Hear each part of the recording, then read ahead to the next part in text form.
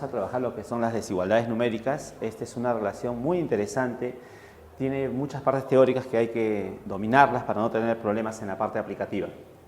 Bueno, primero vamos a empezar indicando que esta relación de la desigualdad es una relación definida sobre el conjunto de los números reales. Haciendo una breve reseña, ¿quiénes forman los números reales? El conjunto de los números reales es un conjunto infinito que está formado por la unión de dos grandes conjuntos. Uno de ellos es los racionales, que se representa con la letra Q, ¿no? Por acá lo señalamos, conjunto de los racionales. Y el otro, que es aparte, separado de este, que viene a ser el conjunto de los números irracionales. Aquí vamos a identificar como número racional. Número racional se le llama a todo número que pueda ser expresado en la forma P sobre Q, donde P y Q son números enteros, pero además el denominador Q debe ser no nulo, es decir, diferente de cero. Entonces, todo número que pueda expresarse de esta forma se le llama número racional. Por ejemplo, ¿quién es racional? Racional es el 0, porque el 0 se puede expresar como 0 entre 1. ¿Quién también es racional? El número 1, ya que el número 1 lo podemos expresar como 1 entre 1, por ejemplo, o quizá también puede ser 2 entre 2.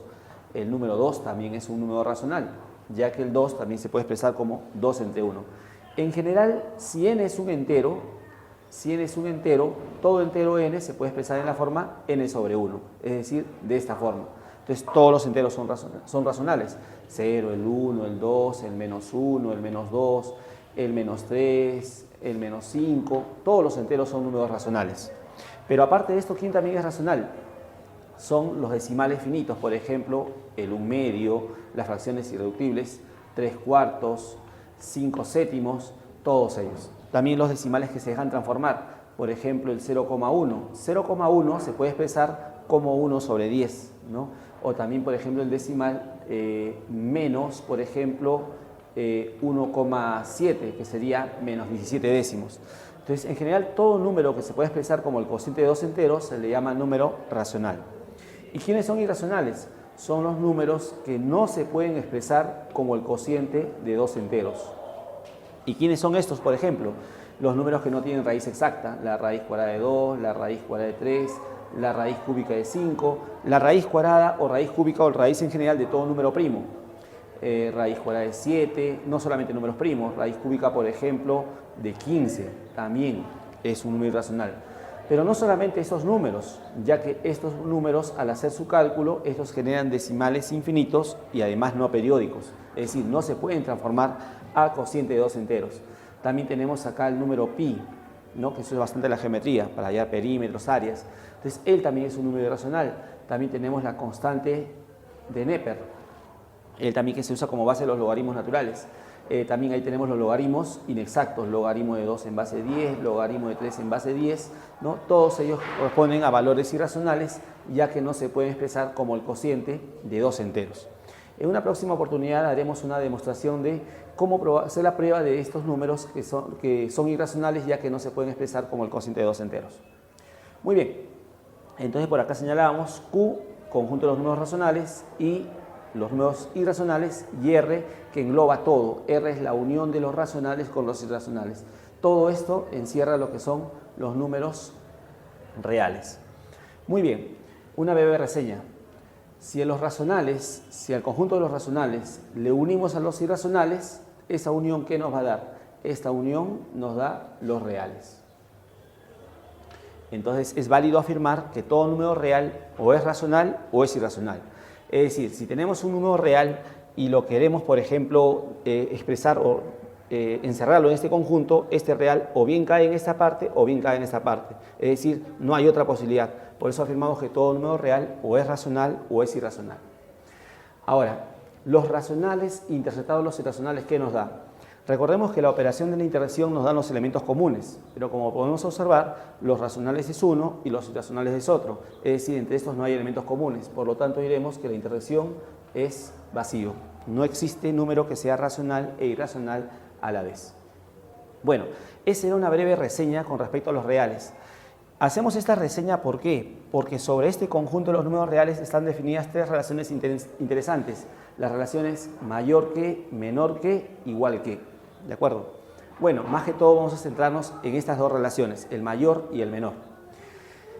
Sobre estas relaciones también están dadas algunas reglas, ¿no?, que a continuación vamos a estudiarlas. Una primera regla, que es muy interesante, que establece la relación que hay entre cualquier par de elementos de los números reales. Si nosotros tomamos cualquier par de elementos de este conjunto R, dice así la regla: para cualquier pareja de elementos de números reales, una y tan solo una de las siguientes relaciones es posible.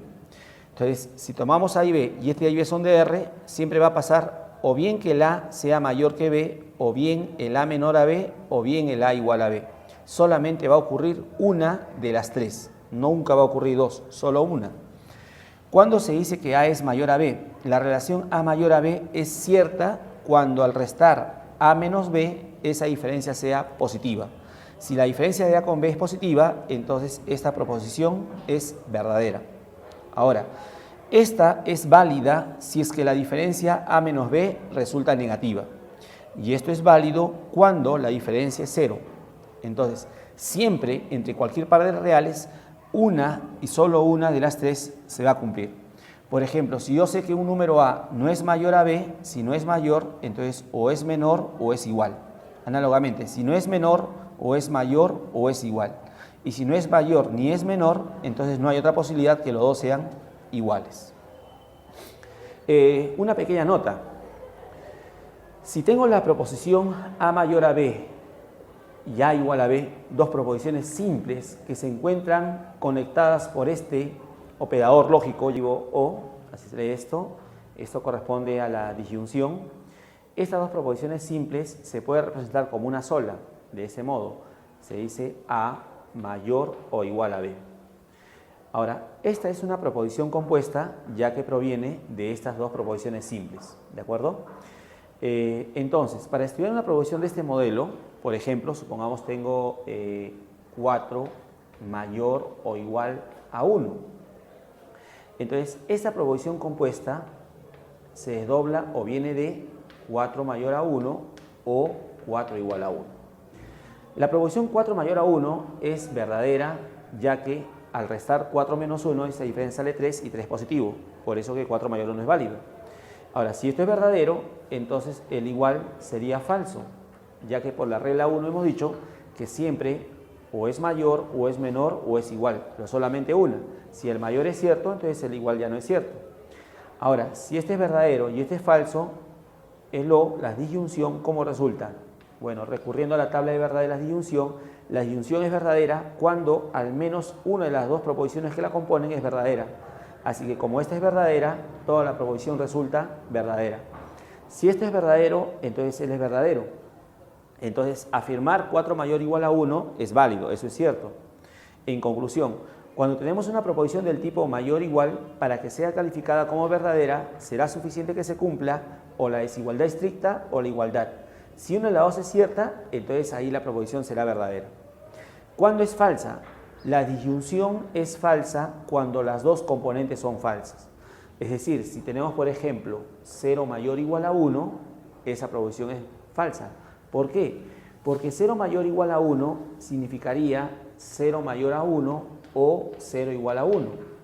0 mayor a 1 no es cierto, 0 menos 1 es menos 1 y menos 1 no es mayor a 0, esto es falso. Y 0 igual a 1 tampoco es cierto. Por lo tanto, falso o falso resulta falso. Solamente en ese caso la disyunción es falsa, cuando las dos componentes son falsas. ¿Eso qué significa? Que en una proposición del tipo mayor o igual será falsa la proposición si es que la desigualdad estricta y la igualdad son relaciones que no se verifican. Si ninguna de las dos se verifica, la proposición es falsa. Y es verdadera cuando al menos una de las dos se verifica. Ahora, análogamente para la relación menor igual.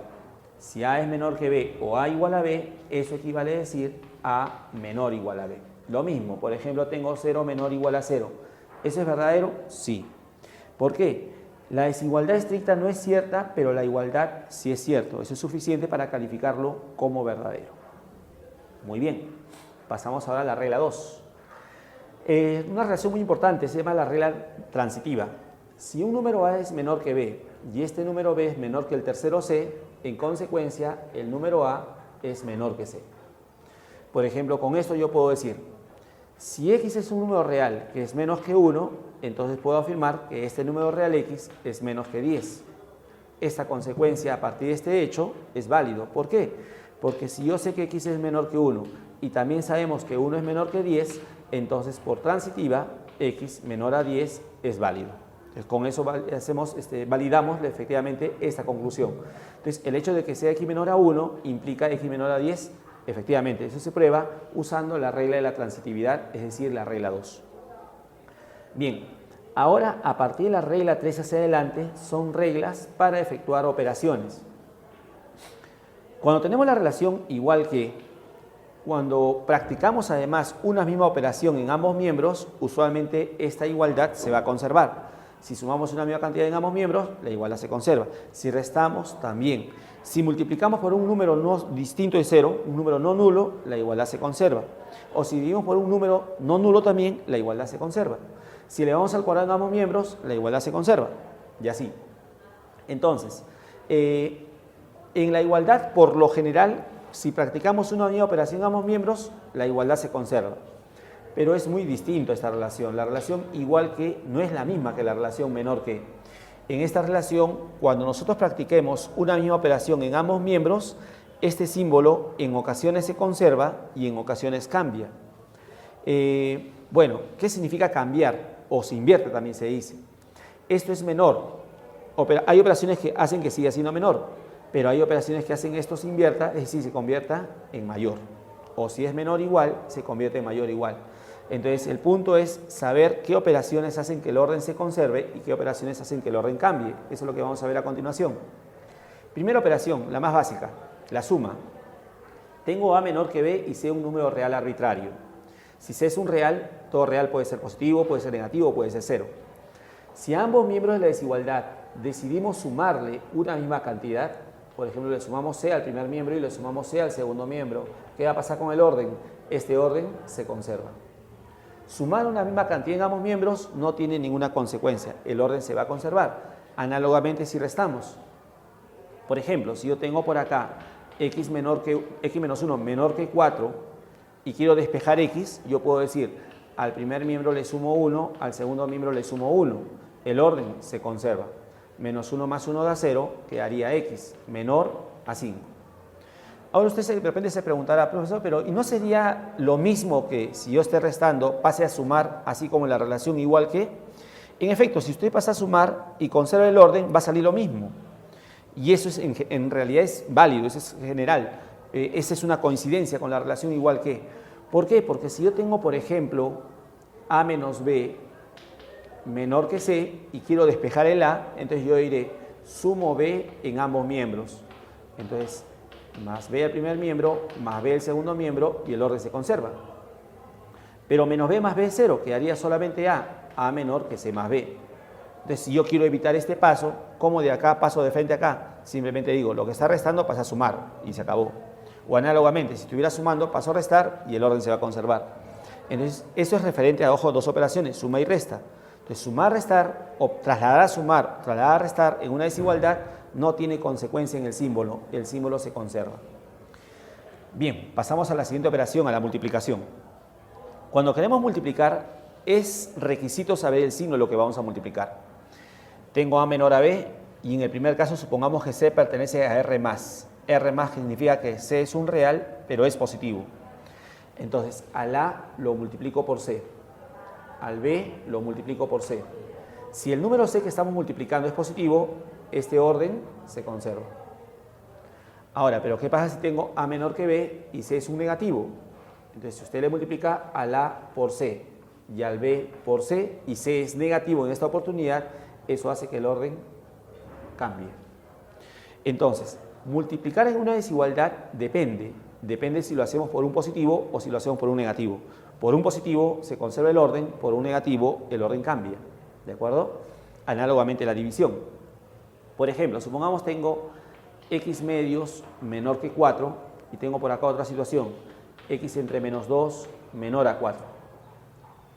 Si acá fuera igual que, nosotros decimos, paso a multiplicar x igual a 8. Si acá fuera igual que, paso a multiplicar x igual a menos 8. Esa es en la relación igual. Pero en la relación menor que, tengo que ser muy riguroso en la operación. diré, si yo quiero que solamente me quede x en el primer miembro, diré multiplico por 2. Multiplico por 2 al primer miembro, 2 que multiplico con 2 que divide, se elimina y quedaría x. Este orden se conserva, el por 2, 8. Conservé el orden, ¿por qué? Porque multipliqué un positivo.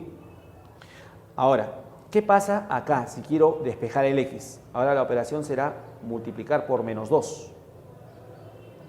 Multiplico por menos 2, con menos 2 que divide se elimina, quedaría x. Estoy multiplicando un negativo, la regla dice que el orden cambia. El por menos 2 nos daría menos 8. Entonces quedaría x mayor a menos 8. Entonces, en estos dos puntos quiero que se observe la siguiente situación. Si nosotros esto lo pasamos a multiplicar, quedaría, y conservamos el orden, x menor a 8. O sea, sale lo mismo, ¿no? O sea, acá si yo pasaba a multiplicar así como en la igualdad, no iba a cambiar nada. Pero acá, si yo paso a multiplicar y sigo como el igual que, o sea, mantengo el orden, ya no va a dar lo mismo. Me saldría x menor a menos 8.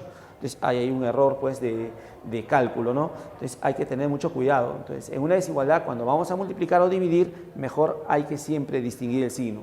Por un positivo, conservar el orden, por un negativo, cambiar el orden. Ya hay que hacer las operaciones paso a paso y con mucho cuidado. Bueno, eso con relación a la multiplicación, análogamente para la división. Ahora, ¿qué pasa cuando en una desigualdad, por ejemplo, tengo la necesidad de elevar un exponente? Supongamos tengo el problema raíz cúbica de x menor, por ejemplo, o mayor, vamos a ponerle, a 5. Y quiero de repente, vamos a ponerle mayor a menos 2, ahí está así.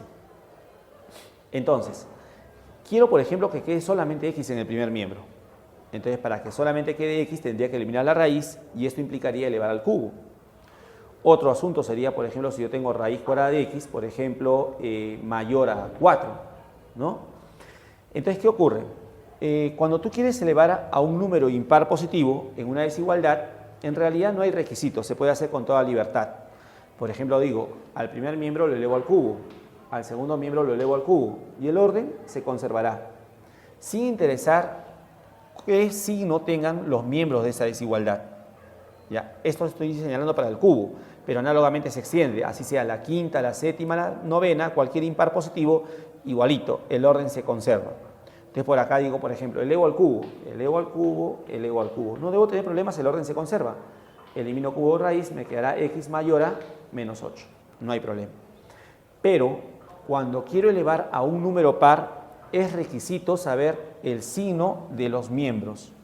Si los miembros o bien son positivos o bien son negativos. No solamente para el cuadrado, sino para cualquier exponente par positivo.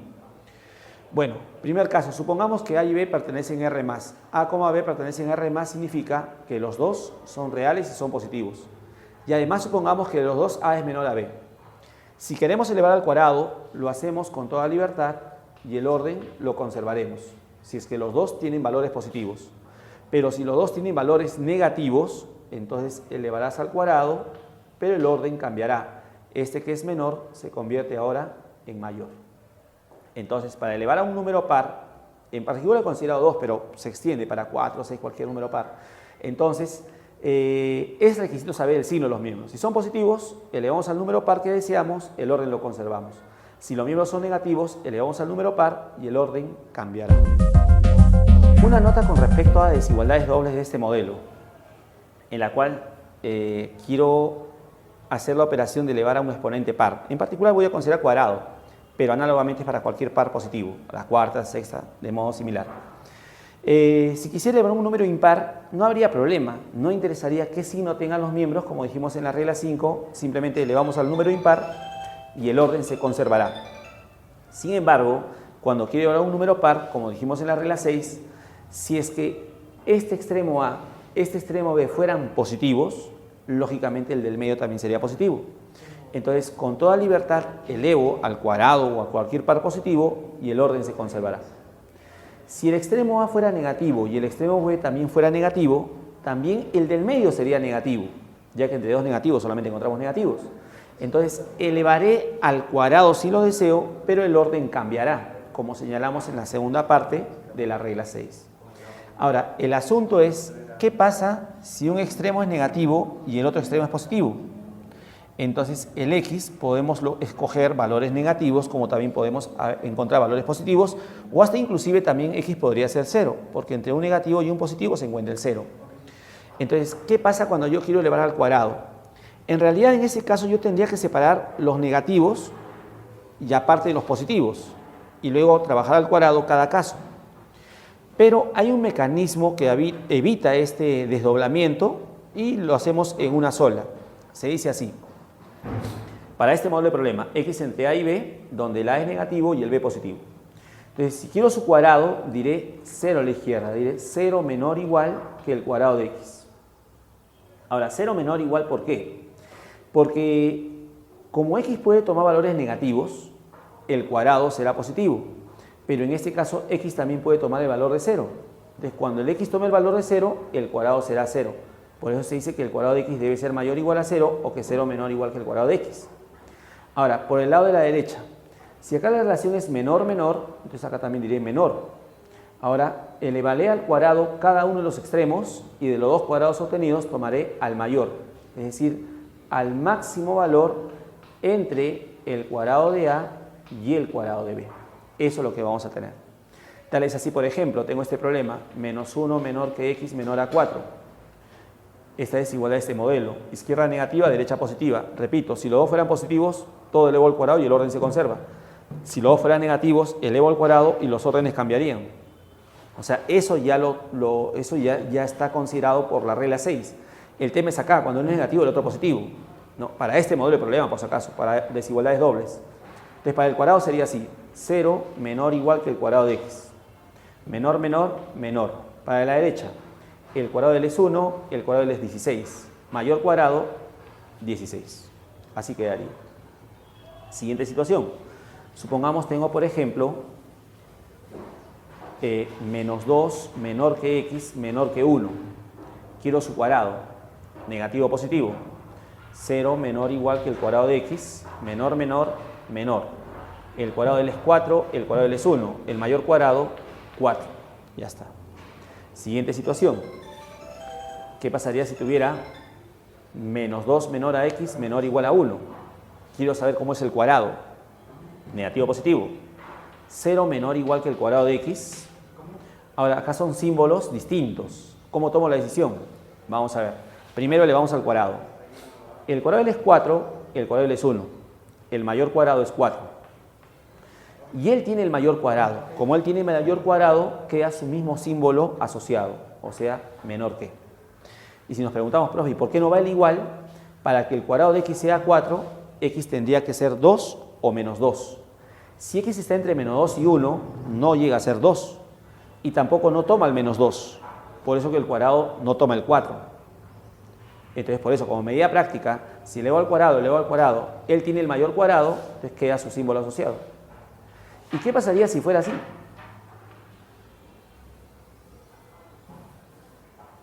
X mayor a menos 2, menor o igual a 2. Negativo o positivo, si quiero saber su cuadrado. 0 menor o igual que el cuadrado de x. Ahora, símbolos distintos, estudio. Cuadrado de L es 4, cuadrado de L es 4. ¿Cuál es mayor? Como salieron iguales, queda 4. Ahora el problema es, ¿qué símbolo queda? ¿El menor o el menor igual? En esta oportunidad quedaría menor igual. ¿Y por qué digo menor igual? Porque el cuadrado es igual a 4 cuando x sea igual a 2. X puede tomar 2. Entonces, cuando x toma el valor de 2, el cuadrado llega a ser 4. Entonces, en este caso, el 4 sí lo toma. Entonces, cuando los dos cuadrados salen iguales, hay que ver si la igualdad es posible con alguno de los extremos. Tendría que tomar uno de los extremos para que la igualdad sea posible. Muy bien. Eso entonces para ese modelo de problemas, cuando hay desigualdades dobles, por favor, de ese modelo. Siguiente operación. Queremos extraer raíz en una desigualdad, porque también en algunas ocasiones vamos a querer sacar raíz. También hay que distinguir dos casos, cuando queremos sacar raíz impar con índice impar o raíz con índice par. Recordemos que la raíz índice impar está definido para todos los números reales. Raíz impar lo tienen los positivos, los negativos, el cero, todos. Entonces, cuando queremos sacar raíz impar, en particular raíz cúbica, lo hacemos con toda libertad. Raíz cúbica al primer miembro, raíz cúbica al segundo miembro, y el orden se conservará. No hay problema. Ya. No interesa cómo sean los valores A y B, no hay problema. La raíz impar le tomamos en ambos miembros y el orden se conservará. Siguiente caso. ¿Qué ocurre si yo quiero sacar raíz con índice par. Bueno, para sacar, por ejemplo, raíz cuadrada en ambos miembros, tengamos en cuenta que los miembros no pueden ser negativos. ¿Por qué? Porque la raíz cuadrada de un negativo no existe. No es un número que pertenezca a los reales. Entonces, en caso los miembros sean positivos y uno sea menor que el otro y quiero extraer raíz, no hay problema. Sacamos, por ejemplo, raíz cuadrada, voy a considerar, análogamente a raíz cuarta, y ambos miembros raíz cuadrada. El orden se conservará, ¿de acuerdo? Entonces, cuando sacar raíz impar, lo extraemos con toda libertad y el orden se conservará, sin interesar el signo de los miembros, porque la raíz impar existe para todos los reales. Sin embargo, cuando queremos sacar raíz cuadrada o raíz cuarta o raíz sexta, también lo extraemos en ambos miembros, el orden se conservará siempre y cuando los miembros sean positivos. ¿Qué pasaría si los dos fueran negativos? Si los dos fueran negativos no se puede sacar raíz cuadrada. Lo que tendría que hacer en todo caso es multiplicarle por -1 para convertirlos en positivos. Muy bien. Siguiente regla. 9. Si un número es positivo, ¿cómo es su recíproco o su inverso multiplicativo? Si un número es positivo, su recíproco también es positivo. En efecto, como este es un cociente y el de arriba es positivo, si el de abajo también es positivo, positivo entre positivo resulta positivo. Entonces, si un número es positivo, su recíproco es positivo. Análogamente, si el recíproco de A es positivo, entonces A también es positivo. Asimismo, si el número A es negativo, su recíproco también es negativo. Si el recíproco de A es negativo, el número A es negativo. Es decir, esto vale de ida y vuelta. Todo número con su recíproco son del mismo signo. Número positivo, recíproco positivo. Número negativo, recíproco negativo. Siguiente regla. 10. Supongamos A y B son números que tienen el mismo signo, es decir, o bien los dos positivos o bien los dos negativos. Y vamos a suponer que A es menor a B. Ojo, los dos del mismo signo, o los dos positivos o los dos negativos. Quiero hallar la relación de sus inversas. Si los dos son del mismo signo, invertimos cada miembro y el orden cambiará. Eso en el caso de que los dos tengan el mismo signo, o los dos positivos o los dos negativos, ¿de acuerdo? Ahora, si nos preguntamos, ¿qué pasaría si uno fuera negativo y el otro positivo? Bueno, sería evidente, ¿no? Si A es menor que B y yo sé que él es negativo y yo sé que él es positivo y quiero saber en qué relación están las inversas, bueno, por la regla anterior, si A es negativo, la inversa es negativa. Si B es positivo, su recíproco positivo. Él es negativo, él es positivo, obviamente un negativo menor que un positivo, el orden se conserva. ¿De acuerdo? Eso siempre y cuando yo tenga la seguridad que el de la izquierda es negativo y el de la derecha es positivo. ¿De acuerdo? Ahora, en el caso que los dos tengan el mismo signo, ahí sí, invertimos y el orden cambia. Muy bien. Siguiente regla, una propiedad bastante elemental. El cuadrado de todo número real, ¿cómo es siempre? El cuadrado de todo número real siempre será mayor o igual a 0. ¿De acuerdo? El cuadrado de todo número. Cualquier número real que está al cuadrado siempre sale mayor o igual a 0. ¿Cómo justificamos esto? Lo que pasa es que si A es un real o es positivo o es negativo o es 0. Si fuera positivo, al cuadrado seguirá siendo positivo, ya que A cuadrado es A por A y el producto de positivo da positivo. Si el A fuera negativo, el cuadrado sería positivo, ya que A cuadrado es A por A y negativo por negativo es positivo. Y en el caso que el A sea 0, el cuadrado será 0. Entonces decimos, la igualdad, o sea, el A cuadrado igual a 0, se verifica si solo si A es 0. El único número real con el cuadrado da 0 es el 0, no hay otro. Si el número real no es 0, el cuadrado será estrictamente mayor a 0. Muy bien. Siguiente regla. La desigualdad A mayor a B, por ejemplo, antes de entrar a este punto, cuando nosotros tenemos A igual a B, hay una regla de la simetría en la igualdad que dice así, A igual a B equivale a decir B igual a A. Es decir, podemos cambiar la posición o girarlo y la igualdad sigue siendo la misma, o sea, la igualdad se conserva. Algo análogo en las desigualdades. Si yo tengo A mayor a B, eso también lo podemos girar. ¿No? Lo giramos media vuelta. Si lo giras media vuelta, al girar esto, el B pasa a la primera posición. Ahora, este símbolo que es mayor, al hacer el giro, se convierte en menor y el A pasa a la segunda posición. Es decir A mayor a B equivale a decir B menor que A. ¿Ya? Las desigualdades también se pueden girar. Por ejemplo, supongamos tengo 3 menor a x.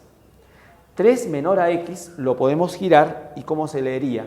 3 menor a x, al hacerle un giro, entonces el x pasa a la primera posición, este menor lo giro y se convierte en mayor, y el 3 pasa al segundo miembro. Y entonces acá puedo leer mejor, x es mayor a 3, ¿no? Para que la lectura sea más cómoda, más sencilla. Muy bien. Eso es con relación a la regla 12. Para la regla 13, tengo dos desigualdades, ¿de acuerdo?, que tienen el mismo símbolo, a menor a b y c menor a d. ¿Qué se cumple? Bueno, para poder explicar esta reglita vamos a disponerlo así. A menor que b, c menor que d. Si hay dos desigualdades que tienen el mismo símbolo, está permitido hacer la suma vertical. Hacemos la suma y tendríamos a más c. La otra suma sería b más d. ¿Y el orden qué pasa? El orden se conserva. Ya está. ¿De acuerdo? Entonces, dos desigualdades que tienen el mismo símbolo se puede sumar y al sumar el orden se conservará, siempre y cuando sean del mismo símbolo. Ahora, si nos preguntamos, ¿y se puede restar? No, restar no. La suma está permitida. Ahora, y si decimos, ¿qué pasaría, por ejemplo, si fuera una a menor que b y la otra c mayor a d? ¿Cómo hago para sumar? Bueno, acá sumar no se podría, porque para poder sumar tiene que ser el mismo orden. Pero puedo recurrir a este hecho. La primera la conservo, a menor que b, y a esta le aplico la regla 12. Es decir, c mayor a d lo podemos girar, ¿y cómo se leería? Si lo giramos, entonces sería d, este mayor se convierte en menor que c. Y entonces, al ser desigualdades del mismo símbolo, ya podríamos hacer la suma. Es decir, no siempre vamos a esperar que el problema esté pues en las condiciones óptimas, ¿no? Que los dos estén con menor. De repente, si una está con menor y la otra está con mayor, entonces a alguna de las dos le puedes invertir, le puedes hacer un giro y no hay problema. Y luego ya haces la suma, ¿de acuerdo? Entonces uno tiene que ver ahí cierta habilidad en expresarlo de un modo conveniente para usar la regla adecuadamente. Análogamente, también, si tengo dos desigualdades del mismo símbolo, ¿de acuerdo?, también se puede multiplicar. Así como se puede sumar, también se puede multiplicar. Pero cuando queremos multiplicar hay un requisito. El requisito es que los miembros que conforman la desigualdad sean de R+, es decir, sean positivos. En cambio, en la anterior, en la suma, no hay requisito. A, B, C, D pueden ser positivos, negativos, cero, alguno positivo, al otro negativo. No hay ninguna condición adicional. En la multiplicación sí, los miembros que participan tienen que ser positivos. Entonces tengo A menor que B y C menor que D. Y tengo que A, B, C, D son positivos. Entonces haces producto vertical, A por C, el otro sería B por D, y el orden también lo conservamos. ¿De acuerdo? Se conserva. Esto es producto siempre y cuando los miembros tengan el mismo si no sé si sean positivos, mejor dicho. Muy bien. Eso es con relación a la lista de las reglas básicas, las reglas operativas que se necesita para hacer operaciones en una desigualdad. Con esto se puede hacer muchas construcciones, como veremos más adelante. ¿Ya? No hago las construcciones todavía porque necesitamos un hecho más, que es relacionado a la recta numérica, que es lo que vemos a continuación. Recta numérica real. La recta numérica real es la representación geométrica de los números reales. Los números reales geométricamente, ¿dónde se disponen? En una recta geométrica. Por la geometría sabemos que la recta geométrica está formada por la unión de infinitos puntos. Ahora, esta recta geométrica se denomina recta numérica real cuando a cada punto de esta recta geométrica se le hace corresponder un número real. Hay un principio que dice lo siguiente: a cada número real se le hace corresponder un punto de la recta y asimismo a cada punto de la recta le corresponde un único número real. Eso cuando me refiero recíprocamente, es decir, el retorno. Supongamos, acá tenemos al conjunto de los números reales. Acá esto encierra a todos los reales. Esta es la recta de la geometría, la unión de infinitos puntos. Bien, entonces, si este fuera un número real, entonces a este número real le corresponde un punto en la recta, pero solamente uno. Supongamos a este número real le hago corresponder este punto. Si este fuera otro número real distinto de él, entonces a él también se le hace corresponder un punto en la recta, pero no el mismo punto, porque en un mismo punto no pueden haber dos reales distintos. Él debe estar en otra ubicación. Y así, si este es un tercer número real distinto a los anteriores, a él también le corresponde otra posición en la recta. Si este es otro real distinto a los tres anteriores, este es otro punto en la recta. Y así se van ubicando los números reales. Siempre, cada punto de la recta, en cada punto de esta recta estará ubicado siempre un número real. Ahora, ¿cuántos números reales hay? Hay una infinidad, hay un sinnúmero de números reales. Entonces, acá también hay un sinnúmero de puntos en la recta. Entonces, como esto no acaba, ¿no? Se indica justamente con flechitas de este modelo, que no termina, esto sigue en forma ilimitada, entonces esto se dice que se va al más infinito por la derecha y a la izquierda se dice que va al menos infinito. Esto quiere decir que continúa en forma indefinida por ese lado y por la izquierda también continúa en forma indefinida. El más infinito y menos infinito no son números reales, el infinito solamente es una representación, representa que esto continúa en forma indefinida o en todo caso que el infinito es demasiado grande.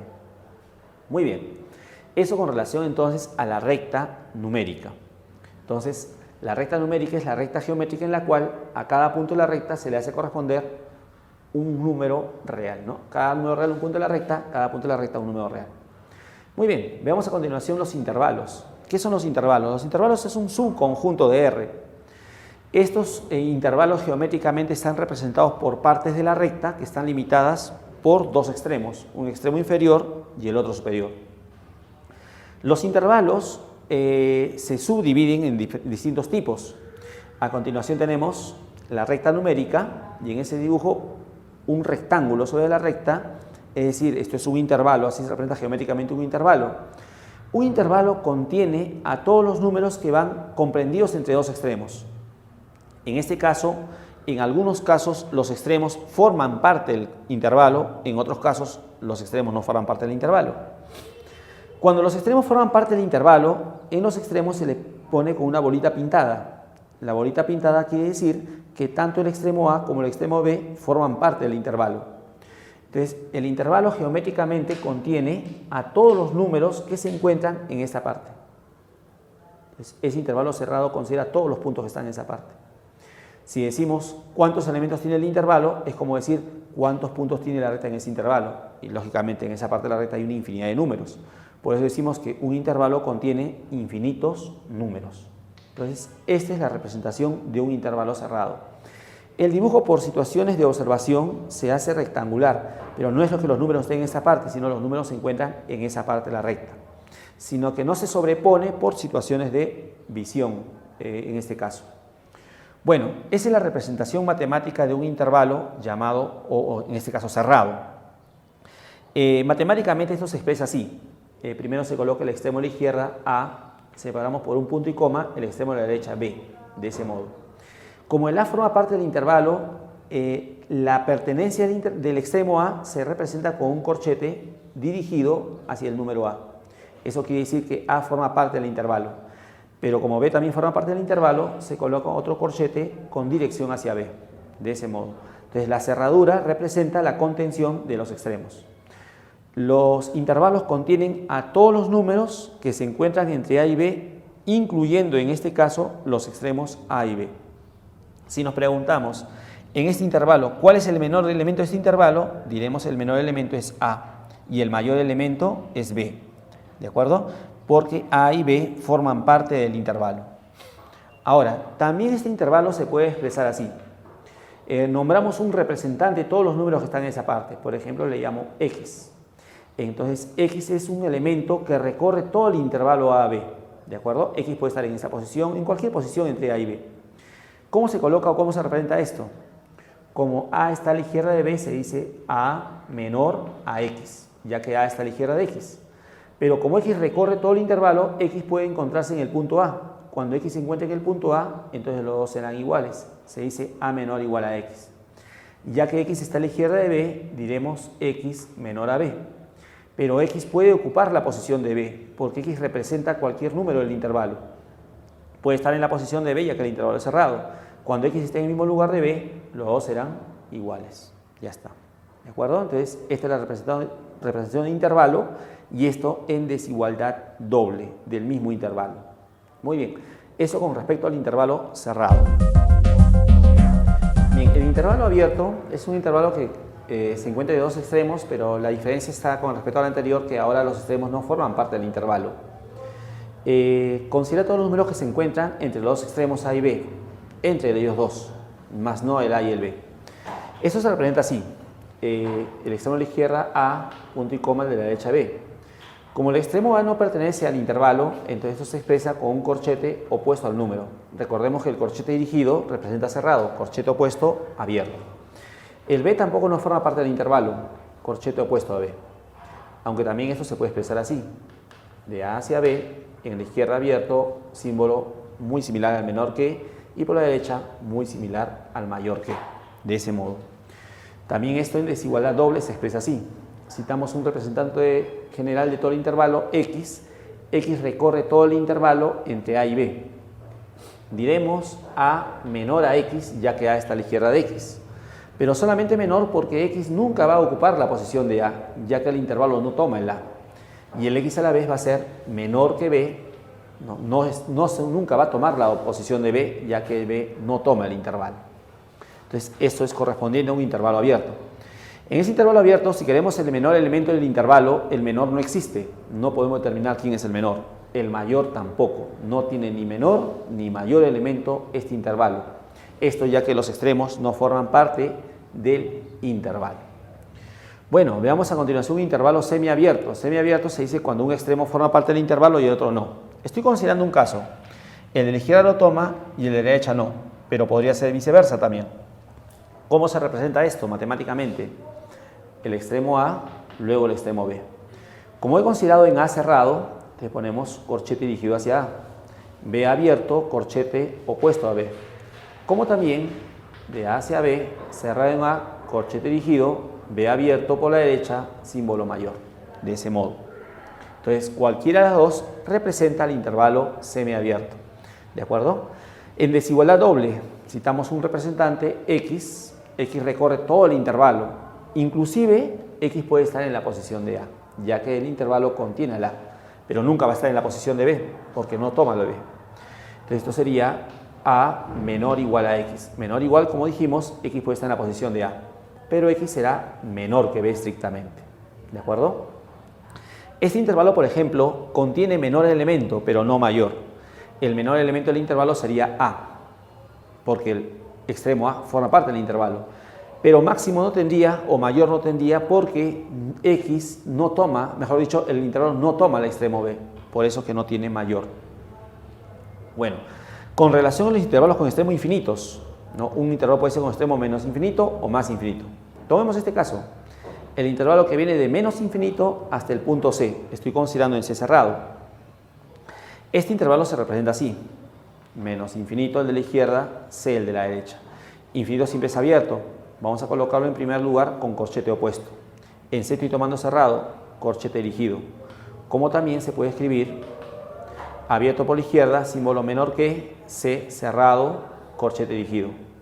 En desigualdad doble, citamos un representante, X. Diremos menos infinito menor a X, pero X menor o igual a C, ya que X puede estar en la posición de C. Ahora, esta parte de la desigualdad, algunos omiten la escritura de menos infinito. Bueno, eso ya es decisión personal. Podemos considerarlo o podemos omitirlo, no hay problema. Finalmente, el otro intervalo con extremo más infinito.